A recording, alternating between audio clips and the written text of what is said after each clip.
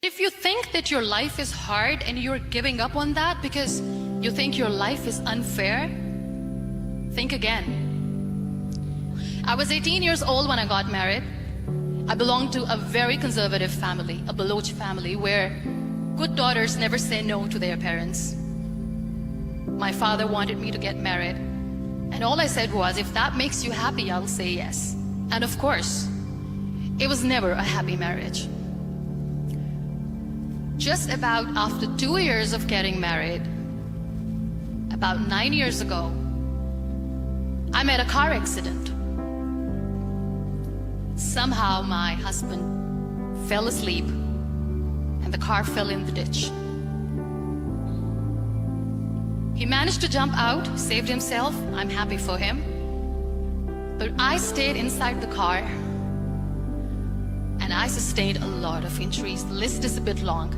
Radius ulna of my right arm were fractured. The wrist was fractured. Shoulder bone and collarbone were fractured. My whole rib cage got fractured. And because of the rib cage injury, lungs and liver were badly injured. But that injury that changed me and my life completely as a person and my perception towards living my life was the spine injury. 3 vertebrae of my backbone were completely crushed, and I got paralyzed for the rest of my life. Many people came to rescue. They gave me CPR. They dragged me out of the car. And while they were dragging me out, I got the complete transection of my spinal cord. Those 2.5 months in the hospital were dreadful. I was at the verge of despair. One day, doctor came to me and he said, well, I heard that you wanted to be an artist, but you ended up being a housewife. I have a bad news for you. You won't be able to paint again. Next day, doctor came to me and said, your spine injury is so bad, you won't be able to walk again. I took a deep breath and I said, it's all right. Next day, doctor came to me and said, because of your spine injury and the fixation that you have in your back, you won't be able to give birth to a child again. That day, I was devastated. I still remember, I asked my mother, why me? And that is where I started to question my existence. Why am I even alive? And that is where I realized that the words have the power to heal the soul.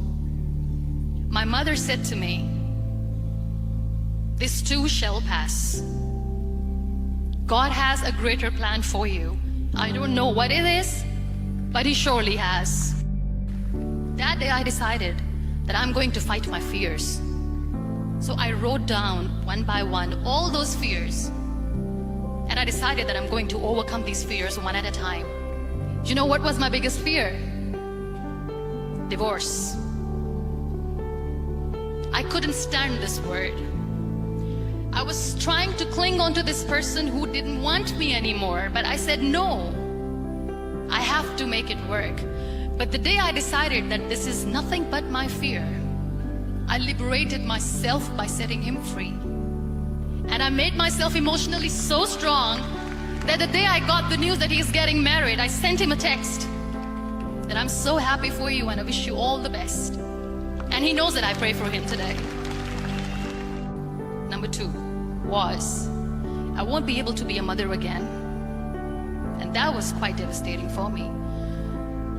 But then I realized there are so many children in the world, all they want is acceptance. So there is no point of crying, just go and adopt one. And that's what I did. 2 years later, I got this call from a very small city in Pakistan. I got a call and they said, are you Muniba Mazari? There is a baby boy and would you like to adopt? And when I say yes, I could literally feel the labor pain. I said, yes, yes, I am going to adopt him. I am coming to take him home. So when you accept yourself the way you are, the world recognizes you. It all starts from within. We have this amazing fantasy about life. This is how things should work. This is my plan. It should go as per my plan. If that doesn't happen, we give up. I never wanted to be on the wheelchair. Never thought of being on the wheelchair. This life is a test and a trial, and tests are trials are never supposed to be easy. So when you are expecting ease from life, and life gives you lemons, then you make the lemonade, and then do not blame life for that, because you were expecting ease from a trial.